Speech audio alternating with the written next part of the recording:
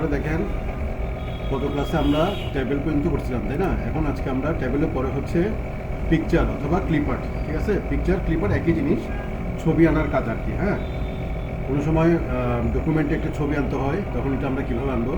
তো দেখেন আমি পিকচার থেকে আমি আপাতত ছবি আনবো না, কেননা পিকচার থেকে তখনই ছবি আনতে হয় যখন কিনা বা যখন কিনা আপনার কিছু ছবি আপনার কম্পিউটারে সেভ করে রাখছেন, যে আপনার কম্পিউটারে কিছু ছবি সেভ করে রাখছেন, সেই ছবি থেকে আপনি একটা ছবি আনতে চাচ্ছেন, তখন পিকচার অপশন থেকে সেই ছবিটা আপনি আনতে পারবেন।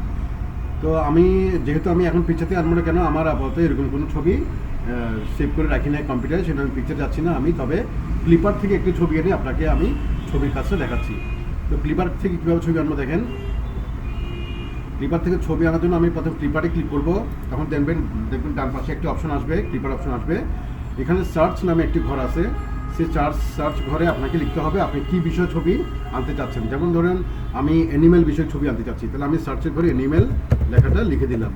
লিখে দেওয়ার পর ডান পাশে দেখবেন গো নামে একটা অপশন আছে, আমি গোতে ক্লিক করলে তাহলে অ্যানিমেল বিষয় ছবি আসছে। এভাবে আপনি সার্চে যেমন বার্ড লিখতে পারেন, ফ্লাওয়ার লিখতে পারেন, এভাবে ছবি লিখলে তাহলে সেই বিষয়ে ছবি আসবে।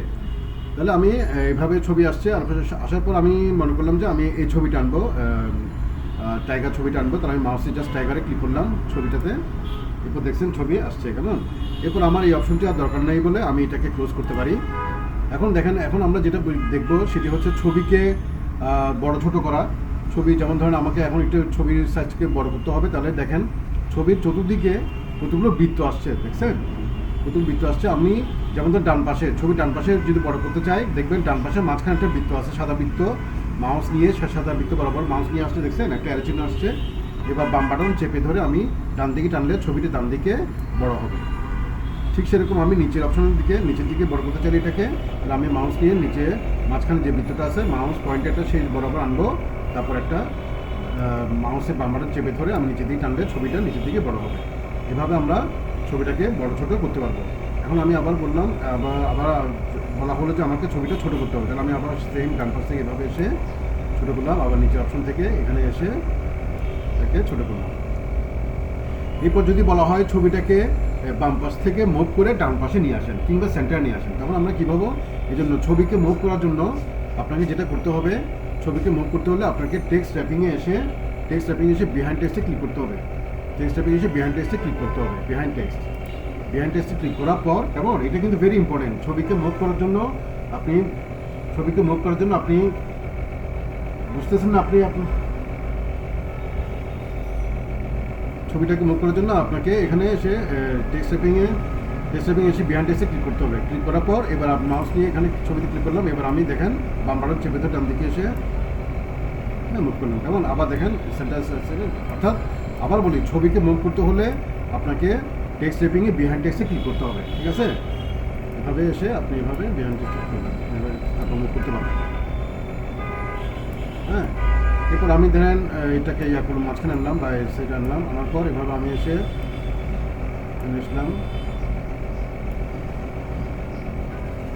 এটাকে বন্ধ করলাম। হ্যাঁ, এখন ধরুন আপনাকে যদি বলে ছবির চতুর্দিকে একটা ফ্রেম আনুন, হ্যাঁ, তাহলে আপনি যে এখানে দেখেন একটা অপশন আছে পিকচার স্টাইল থেকে আপনি এখান থেকে ফ্রেমে ক্লিক করবেন, বুঝছেন? তারপর আপনি ছবিটাকে যদি বলে ছবিটাকে গোল আকারে নিয়ে আসেন, তাহলে আপনি এখানে পিকচার স্টাইল থেকে একটা গোল আকারের ডিজাইন পাবেন, মাউসটি এখানে ছবিটাকে গোল ডিজাইনে রাখতে পারবেন। তারপর যদি বলে ছবিটার একটু ব্রাইটনেস করুন, মানে ছবিটার কালার একটু কমিয়ে দিন, তাহলে ব্রাইটনেসে আসবেন। আসার পর এখানে দেখছেন ব্রাইটনেসে এসে আপনি আপনার ব্রাইটনেস যেটা দরকার সেই ব্রাইটনেসটাতে ক্লিক করবেন। মনে করলাম আমি প্রথমটাতে ক্লিক করলাম, তাহলে ব্রাইটনেস কালার একদম কমে গেল। আবার যদি আপনি আগের কালার নিয়ে আসতে চান, তাহলে ব্রাইটনেসে এসে নর্মালি ক্লিক করবেন, ঠিক আছে? তাহলে আমরা ব্রাইটনেস করবো, তারপর পিকচার স্টাইল থেকে আমরা ফ্রেম অথবা গোল ডিজাইনটা করতে পারি। এরপর দেখুন, আমরা যদি চাই যে ছবিটাকে এখানে অবস্থিত শেপ আছে, যে শেপগুলো আছে, ছবিটাকে এখানে অবস্থিত যে কোনো একটা শেপে কনভার্ট করবো, তাহলে আমি মনে করলাম ছবিটাকে আমি হার্ট শেপে কনভার্ট করলাম, তাহলে আমি ছবিটা দেখছেন হার্ট শেপে কনভার্ট হয়ে গেছে।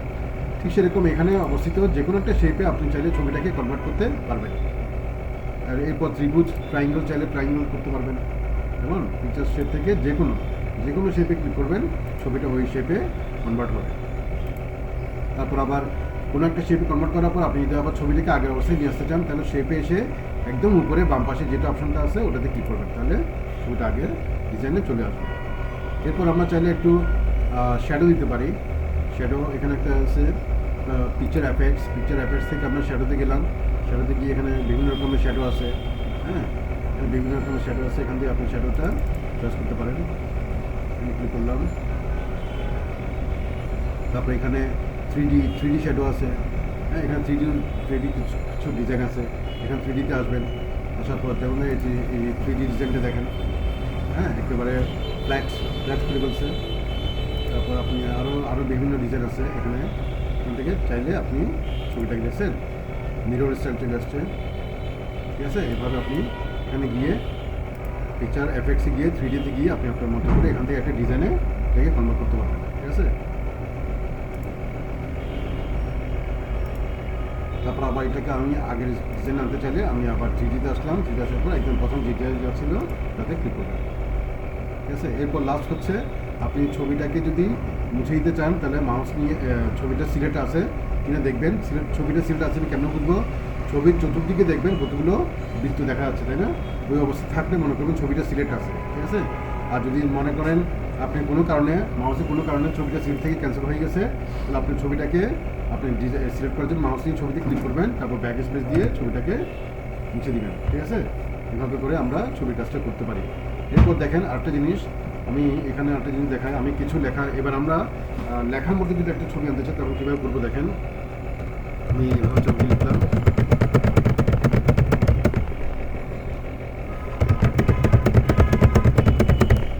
ঠিক আছে।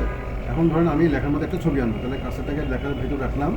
তারপর এখানে এসে ইনসার্টে গেলাম, পিকচারে গেলাম, ছবি আনলাম, ঠিক আছে। এখানে দেখেন ছবিটা এখন লেখার মাঝখানে চলে আসছে, তাই না? এখন আপনাকে যদি বলা হয় ছবিটাকে লেখার একটা পজিশন, বাম পজিশন নিয়ে আসেন, তাহলে এখানে দেখেন একটা পজিশন আছে, হ্যাঁ, পজিশনে ক্লিক করবেন। এখানে দেখেন এই যে দেখছেন বাম পজিশন, লেখার বাম পজিশনে এখানে রাখতে চাইলে এটাতে এসে ক্লিক করবেন, ঠিক আছে। আবার যদি বলে ছবিটাকে লেখার সেন্টার পজিশন নিয়ে আসেন, হ্যাঁ, মাঝখানে পজিশন নিয়ে আসেন, তাহলে আপনি পজিশনে যাবেন।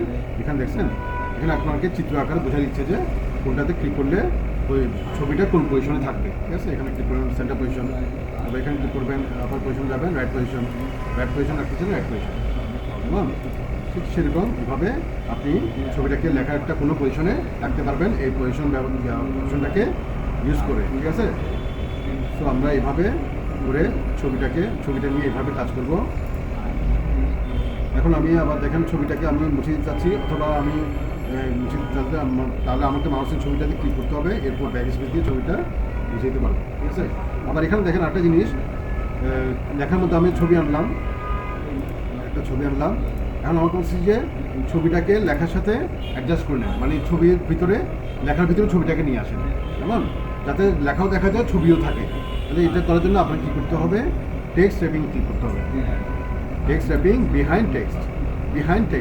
এটা অর্থ হচ্ছে যে আমি এখন ছবিটাকে লেখার পিছনে পাঠাবো, লেখাও থাকবে ছবিও থাকবে। তাহলে ক্লিক করলাম, দেখছেন লেখাও আছে ছবিও আছে। এবার আমি এটাকে একটু লেখা পড়াবো, একটু বড় করার জন্য আমি এখানে আসলাম, তারপর এখানে এসে এটাতে আসলাম, তারপর এখানে এসে আসলাম, বুঝছেন? এখন লেখার মধ্যে ছবিটা অ্যাডজাস্ট হয়ে গেল। এভাবে আমরা ছবিটাকে লেখার সাথে অ্যাডজাস্ট করে রাখতে পারি, যাতে ছবিও দেখা যায়, ছবিও থাকবে লেখাও থাকবে, ঠিক আছে। তাহলে আমি এখন আবার ছবিটাকে এভাবেই থাকুক আপাতত। তাহলে আপনারা আপনাদের এগুলো করেন। আমি এটাকে ক্লোজ করে দিলাম।